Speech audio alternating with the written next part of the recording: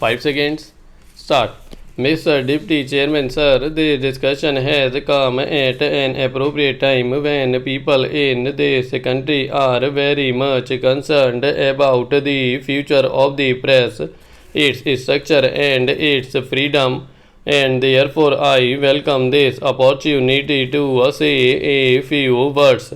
I think that there is a good deal of misunderstanding, rivalry, and tension between the parliament and the press, and this misunderstanding exists on both sides of the house.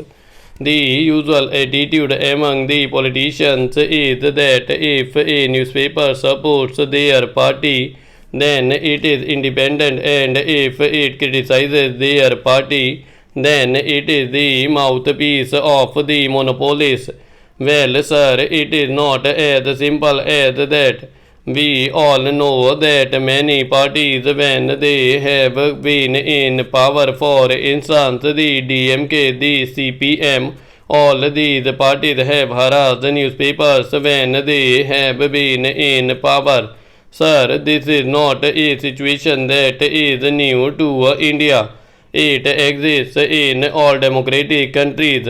To some extent, it is inevitable, and we have to learn to live with it. The tension and the rivalry arise mostly because some of the functions of the press and the parliament overlap.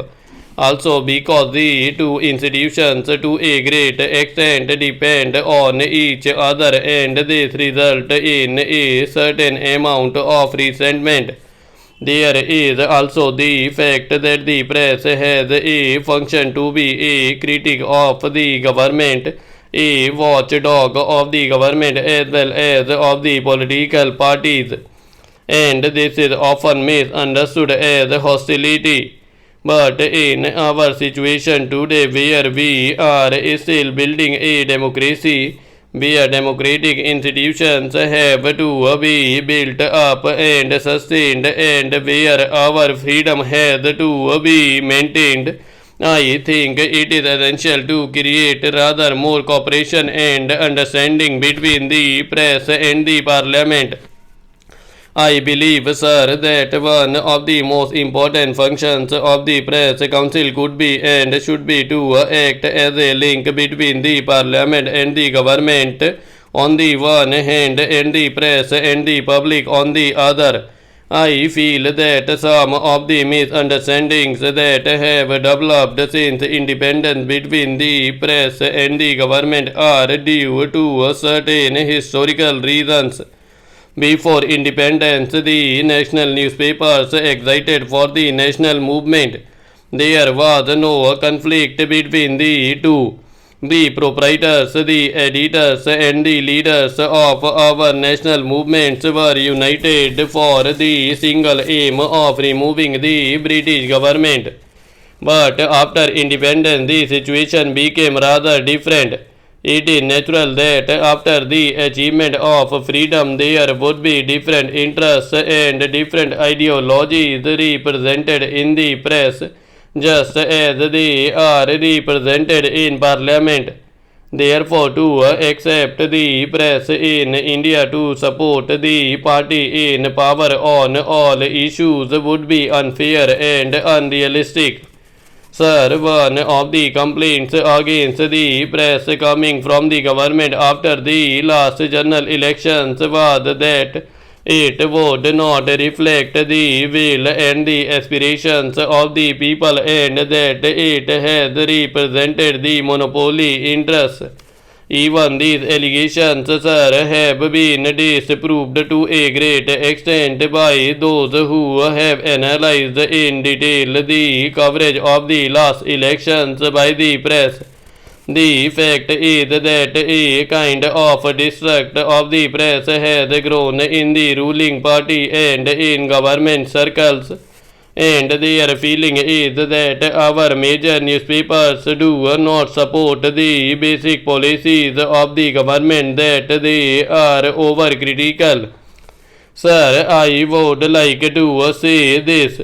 if the charge against the press is that they are dependent to a great extent on big business and that they are out of touch with the vast masses of the people, there is some truth in it. But can't it be said about many of our political parties? Can't we say that the Congress party has links with big business? Who can deny that many of our parties often lack a touch with the masses? So, sir, the press on the whole reflects what happens around it, and its situation is very similar to that of most of our political parties and of our political system. Sir, most journalists in this country would admit that there are many faults with the press today. One of the major faults which the members of the press have themselves repeatedly pointed out is that they are not in touch with the large rural areas in the country and they tend to cater largely to urban middle classes. But the situation can ultimately be remedied only when we have higher literacy and education and development of rural areas. Again, it must be considered that the freedom of the press today is inhibited by the fact that it is run by large business houses and commercial and other interests often impinge on the freedom and integrity of the editor and the journalists who work with him. So we all agree that freedom of the press should be strengthened. The government, the journalists and the public are all agreed on this.